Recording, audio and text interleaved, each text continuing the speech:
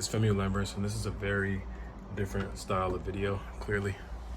I'm in the red light therapy, just kind of also sharing you guys my routine in running my land flipping business and my land flipping coaching business as well. So actually every morning, every day, I do red light therapy amongst a multitude of other things that I like to do.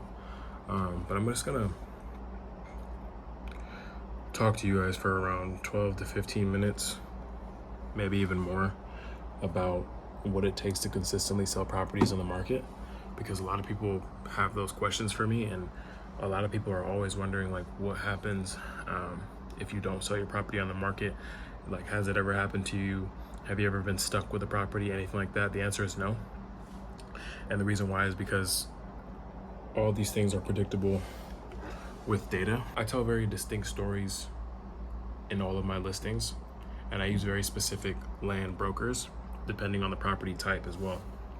So let's say if I am selling a recreational piece of hunting land, I want to be speaking to the highest possible profile that could buy that property, which means I want to be speaking to the person that is a hunter or is looking to invest in hunting property, or that's what I'm speaking to. So I'm using lingo, I'm using language that is in alignment with that person.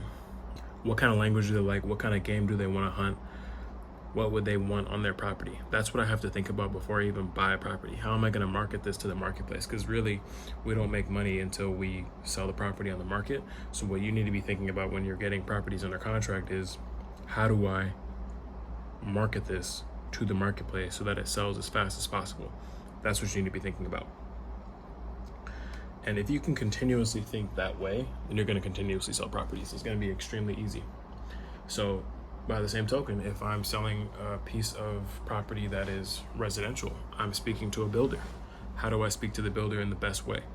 What kind of pictures can I take? I put a 3D vector on it so they can visualize multiple houses. I tell them, look, this is what you can build on it. This is how you can build on it. We've taken the project this far. Now you're going to pick it up and take the baton and do what you want to do with the property. Those are the kind of things that a lot of people in this space don't think about. A lot of people think about just getting things under contract, listing them, and just having a regular listing with some regular photos. But you have to figure out, how are you communicating to each and every buyer profile? How are you communicating to those people? What are you saying to them? This is a marketing game on both ends. This is a marketing game on both ends. It's a marketing game when you buy the property. It's a marketing game when you sell the property. You also have to realize, in any given market, you could have 50, 75, 100 listings in any given market. And so you have to figure out how to be the number one best listing in that area. You have to be the top 1%. How do you do that? You do that by going with the best possible broker in that area, getting the best possible photos, going above and beyond, getting the best possible listing descriptions. What kind of language can you put in your listing description that is going to appeal the kind of buyer that you're looking for? Are you going to say, oh, this is a wonderful, beautiful, transcendent property? Or are you going to say, howdy, this is a property that you can hunt on? And you're using certain lingo to appeal to the person that would buy it. That's what you have to think about. It gets a lot deeper than just, oh, we're just selling land. You have to use a very specific lingo to appeal to different buyer profiles. And you need to know your buyer profiles for each and every property that you're getting under contract and that you're buying. Because if you don't know that, then it's going to be very difficult for you to sell properties quickly, especially in the range of 250,000, 300,000. It's going to be difficult for you. And you're gonna be like, well, how come my properties aren't selling? Because you're just putting up photos, you're just putting up a description and hoping that it sells. When we evaluate just the buyer profile alone, we create very predictable results. And that's what we do this for. We do this to consistently create predictable results. So that way you're in the position where you're able to make 20, 50, 100, $200,000 a month from your land flipping business. These are the things that are possible. And so in understanding that, it's also important to understand that if you're creating predictable results and you don't have a situation where you have a bunch of properties up for sale and you're not selling them, because that's the worst thing that can happen. And I actually have a lot of students that come to me. Before they came to me, they had properties that were for sale and just weren't selling. You can't just expect to list a property and then it'll sell on the market fast. You have to do certain things in order for that to happen. You have to talk to the right people. Broker has to be willing to walk it. You have to have the best photos. You have to have the best listing descriptions. You have to have those things in order to give yourself an advantage. And you have to know who your buyer profiles are. You want to be at the point where your properties are on a machine. You want to be so dialed in your systems where you have properties selling, multiple properties selling every single month. I've built my business to the point where every single month I have multiple properties selling, anywhere from 5 to 10.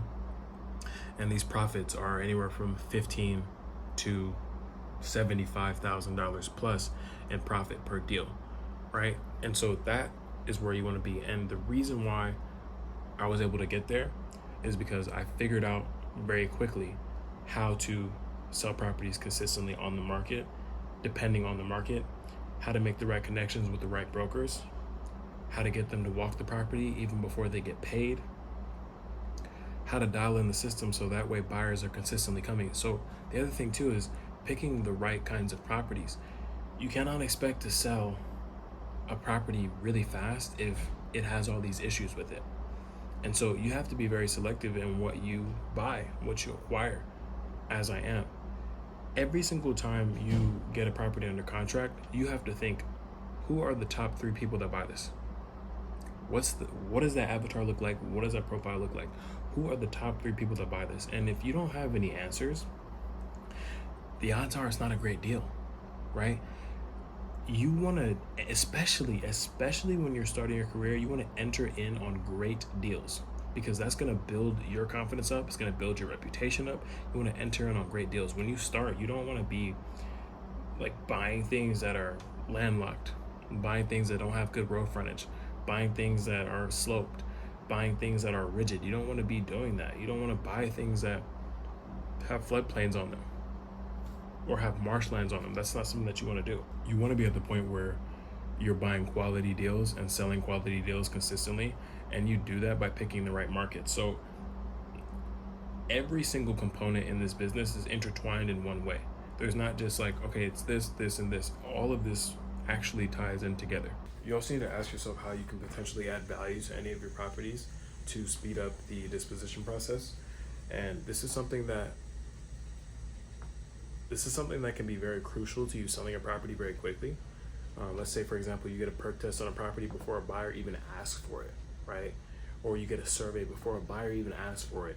Or you clear the bushes, you clear the shrubbery on a property that maybe it was overgrown on a certain place. I mean, these are things that cost, maybe maximum $2,000, but could potentially add $35,000, $40,000, $50,000 onto the value of your property, and also speed up the process and increase your negotiation power.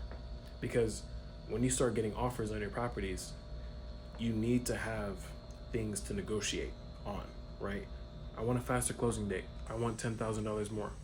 I want non-refundable earnest money. These are certain things that I have. And you give yourself more power by having more of those attributes, like I mentioned. Well, we already have a perk test. We already have a survey.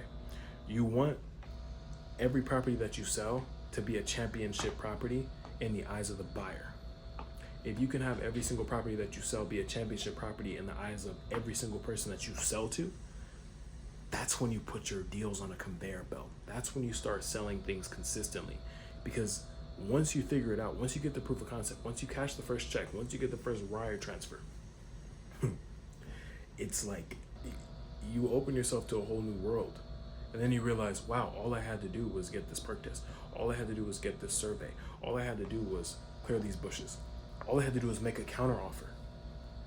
These are things that many people don't think about, but these are the simple things that can take you from $40K in a year to $400,000 in a year, literally. And it really is that simple. And I don't do this, I don't say it's that simple to make it seem like, oh, this is the easiest thing you can do, but truthfully, it is very easy. And in hindsight, when you cash a check and you get the wire transfer, you're like, wow, well, what did I really do? Did I see this property in person? No. Broker did that for me. Did I take these pictures? No. Someone else did it for me. Did I get the perk test? Did I do the survey? No. Did I record the deed? No, I didn't have to do any of that.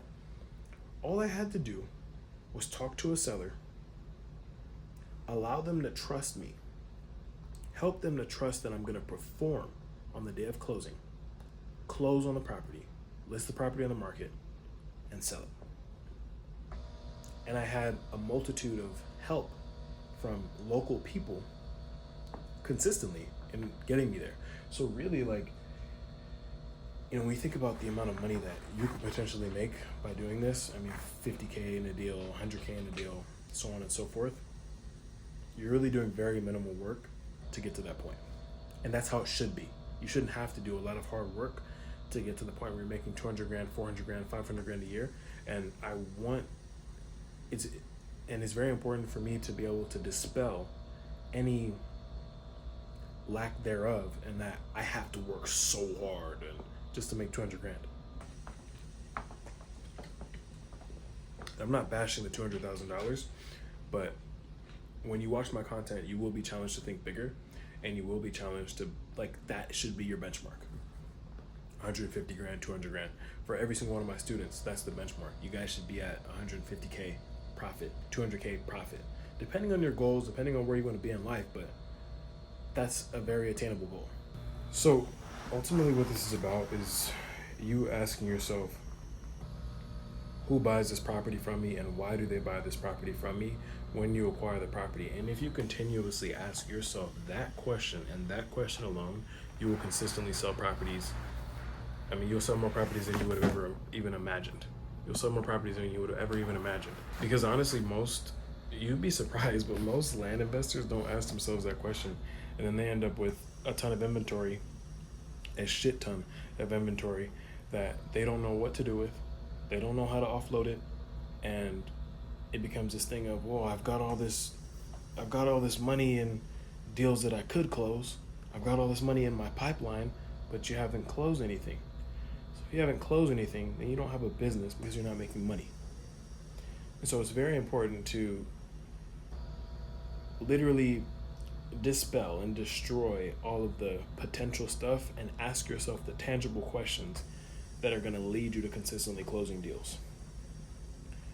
That's the truth. That's the reality. This is not a business made for vanity.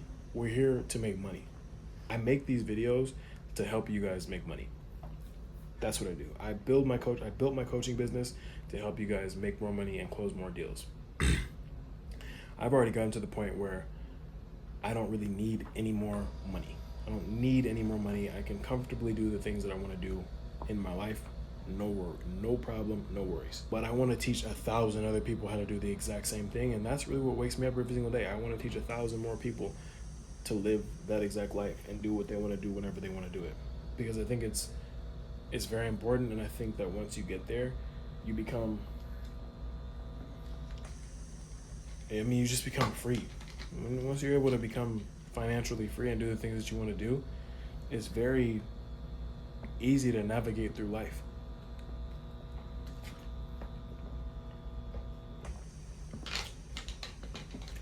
And so have a full understanding that when you're selling properties, you need to know who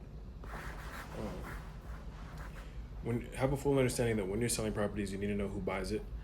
The standard forms of marketing will always work. The great photos, the great drone shots, even implementing things like 3D vectors for things that are residential properties. If you have a recreational property, you always need to put something on there that indicates that they can hunt on it. So put pictures of the actual game, whether it's deer, a wild boar, whatever is on the property. Put a picture of that animal in its natural habitat to show that it can be hunted on. Put multiple high quality pictures. Put pictures of the pastures. You have to market your think about this. You need to think of yourself as the Mercedes-Benz or the Rolls-Royce or the Gucci of land. That's when I teach a lot about building land brands, and I want to teach 1,000 people how to build a land brand that is like a Mercedes-Benz or a Rolls-Royce or a BMW. You need to present your land business exactly like that, like a luxury brand. So whatever property comes from you, even when you're dealing with brokers specifically, you should be able to tell, this is my property. Other people should be able to tell, oh, I've seen this before. It should look a specific, certain way. The marketing should be stellar. If what you truly want to do is have a land business where you're doing multiple 6 figures in profit per year, or 7 figures in profit per year, or multiple 7 figures in profit per year, that's exactly what you need to do. For every single property, build a land brand. That's how it needs to look. And then even on the acquisition side, you need to build another land brand. So that way you have enough rapport and you have enough that you can show a seller that's going to indicate that you'll perform on closing day. Because ultimately, that's really what sellers care about, that you're going to perform on closing day. And that you're going to perform at the price that you set. If you're being very calculated in how you list your properties, how you market them to the marketplace, the odds of your property sitting on the market for any longer than 90 days are slim to none. And slim probably left town. And so that's what you have to understand about this, is that it's very calculated, it's very science oriented, and we only use data to sell our properties quickly. This isn't something that is farce and we just put out there and hope that it sells. This isn't something that we have to make any massive improvements on. This is a very simple business model if you break it down into sections and understand that each section leads to the next. You've got your marketing, you've got your acquisitions, you've got your dispositions, and that's actually it. 3 pillars: marketing, acquisitions, dispositions. Those are the 3 things that you need to be successful in this business. If you have those 3 things consistently, you can build a business where you make multiple 6 figures, 7 figures, multiple 7 figures in profit. So really what it becomes is, what do you want? What do you want? When do you want to buy? You set that goal, you work backwards, you get the proper coaching. The sky's the limit and the world is your oyster, really.